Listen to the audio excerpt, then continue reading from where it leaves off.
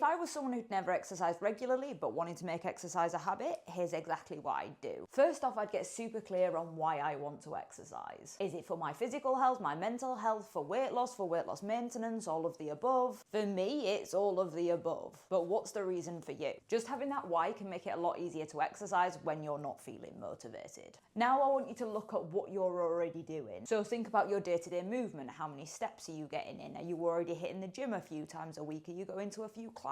What are you currently doing exercise-wise? Now, this is where the question's going to start to vary from person to person, because do we need to do more exercise, or do we need to do the current amount of exercise that you're doing but do it more strategically or do it better? So the next thing I'm going to do is give you a loose guide to follow so you can decide whether you need to do more exercise to hit that loose guide, or whether you just need to be a bit more strategic with the exercise that you're currently doing. But before I get to that, hi, I'm Holly and I help people lose weight and keep it off through building better habits. I'm sharing the content that I wish I'd have seen when I was on my weight loss journey to losing 50 pounds and keeping it off. If you want to see more of that on your feed, then you should drop me a follow. So, as a loose guide, and I emphasize a loose guide depending on your current situation, you want to be aiming for around 8,000 steps per day or more, doing at least 2 times by resistance sessions per week, and making sure you're getting out of breath at least once per week as well, and that's going to help your cardiovascular system. If you can hit this as a minimum every single week, you'll be in a good spot. Now, if you're not hitting these loose guidelines, but you are exercising more than 3 times a week, you want to focus on the better part of this equation and thinking about how you can strategically implement these with the time that you're currently using. You might be able to add extra exercise on top of that if you've got more hours in a day, but if you want the most effective strategy for your health and getting the most bang for your buck in terms of that overall general health, then I'd recommend you're following this loose guideline. Now, if you're not exercising at all and you need to do the more part of this equation,